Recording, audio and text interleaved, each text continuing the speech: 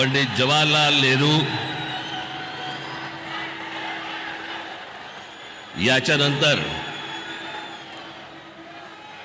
हिंदुस्तान से तिसऱ्यांदा पंतप्रधान बनणारे माननीय पंतप्रधान नरेंद्र मोदी जी,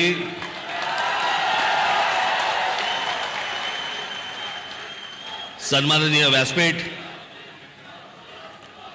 आणि माझ्या जमलेल्या तमाम हिंदू बांधवांनो, भगिनींनो आणि मातांनो,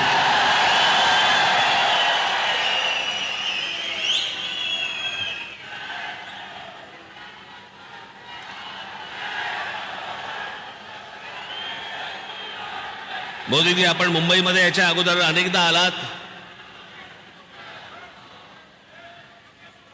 पण बरोबर 21 वर्षानंतर आपण आज शिवतीर्थावरती इथे आलात.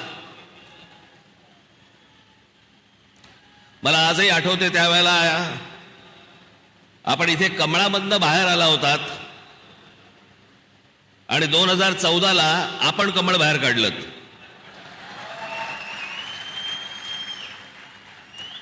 मी आज फार वेळ काही भाषण करणार नाही. आपल्याला सगळ्यांना मोदीजींचं भाषण ऐकायचंय. गेल्याच महिन्यामध्ये माझं इथे भाषण झालेलं आहे. 3 टप्प्यामध्ये फक्त बोलणार आहे मी. त्यातला 1 टप्पा झालेला आहे. त्याचा पहिला टप्पा होता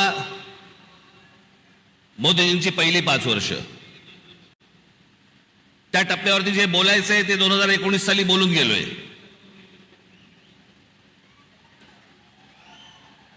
ओरली आता गेली 5 वर्ष. मला असं वाटतं आता देवेंद्रजी, मुख्यमंत्री अजितदादा, इतर सर्वांनी, उद्धव ठाकरे, शरद पवार आणि इतर सर्व माणसांवरती वेळ घालवला. मला असं वाटतं त्यांच्यावरती बोलायची गरज नाही. जे सत्तेतच येणार नाहीये त्यांच्याबद्दल आपण का बोलतो?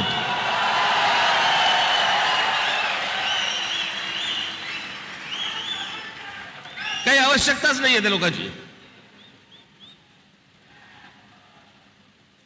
मला असं वाटतं की अनेक अशा योजना ज्या गेल्या 5 वर्षामध्ये झाल्या, मी त्या दिवशी माझ्या सभेमध्ये म्हटलं होतं, टीकेच्या वेळेला टीका, समर्थनाच्या वेळेला समर्थन, प्रशंसेच्या वेळेला प्रशंसा. पण काही गोष्टी अशा आहेत की जे माझ्या आता गेल्या काही सभांमधून मी उद्धृत केल्या की 90च्या दशकामध्ये जे एक प्रकरण घडलं सगळ्यात मोठं, ते म्हणजे बाबरी मशिदीचं.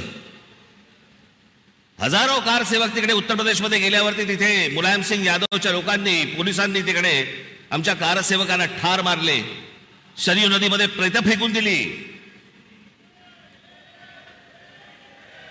ते चित्र काही माझ्या डोळ्यासमोर